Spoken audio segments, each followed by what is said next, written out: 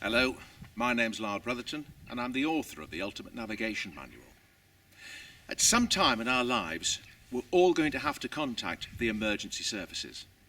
And the most common way nowadays of contacting them is by using a mobile phone.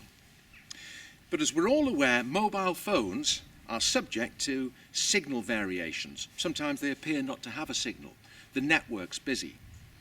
In this short video, I'm going to show you how you can maximize your chances of getting through to the emergency services using your mobile phone with some clever techniques and information.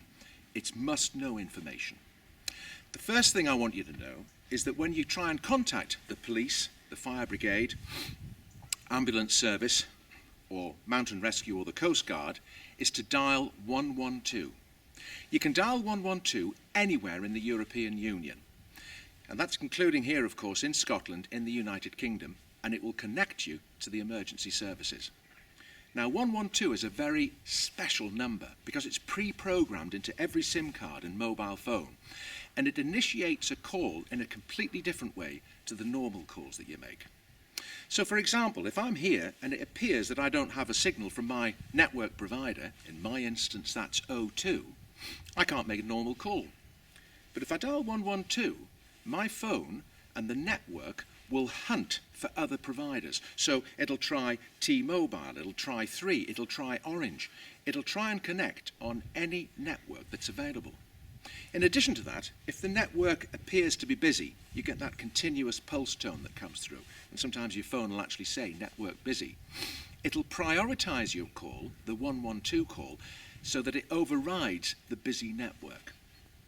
In fact, 112 has some other major advantages on the phone itself. By dialing 112, I can override this phone's security system. So let's say I've been involved in some sort of accident, or I've lost my mobile phone, and the person I'm with has a mobile phone, but they're unconscious or they're unable to speak to me, and I don't know their PIN number. I can still get their phone, and I can dial 112, because it bypasses the security system of the phone. In fact, if their phone is a pay-as-you-go phone and it has no credit left, it'll still dial 112. And in some phones, some of the more modern smartphones nowadays, Galaxy for example from Samsung, even if there isn't a SIM card inside, it'll dial 112 to connect you to the emergency services. Now, not only is 112 available anywhere in the European Union, it's available in America, Australia, Canada, India, Pakistan. In fact, there are 70 countries worldwide where it's available. So remembering 112 means that no matter where you are within those 70-odd countries, but I mean that's all of the European Union, you're going to get through to the emergency services. Now, the other thing I'd like to talk to you about is that you actually make the call. Let's say I'm out here, I dial 112. First of all, I turn my back to the wind so that when I speak to the operator, they can clearly hear what I'm saying.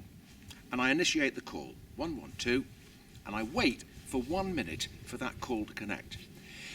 If that call doesn't connect, it may be that there's only one cellular mast in this area. And in this instance, that cellular mast is over there. So when I've got the phone here, my head's blocking the signals to my phone. So if on your first attempt you don't get through, turn through 180 degrees and initiate the call again. And again, wait for 1 minute. Now, after those 2 attempts to get through using your mobile phone and dialing 112 to the emergency services, if you still haven't got through, you can then send a text here in the United Kingdom to the emergency services. Now, you have to be pre-registered for these texts. I'm going to show you how to do that. But you simply put in a text to 112 and send it through, and the emergency services stand quite a good chance of getting that. And there's 2 reasons. The first is, a text is a little packet of information that just takes a few milliseconds to transmit. So even if you only get a signal intermittently, it'll go through. And the second thing is, if the network is really congested and jammed, text messages go through on a different bandwidth, a different frequency. And there's a lot more capacity in that bandwidth than there is in the mobile phone voice calls. So by sending a text, you've actually got a really good chance of getting through. You send the text, it has the information of who you are, where you are, what the incident is, and how many people are hurt. and you wait for 3 minutes to get a text back from the emergency services. Okay, I said I was going to tell you how to register. It's very easy. You get your mobile phone and you create a text message with the one word register in it only, R-E-G-I-S-T-E-R. And you send that text to 112. Don't worry, it's perfectly safe to do this. When you've sent that text, an automatic reply comes back, and you have to read all of that reply. When you've read all of that reply, you then text back to that message the word yes, Y-E-S. Once you've done that, your mobile phone is then registered so you can send texts to the emergency services.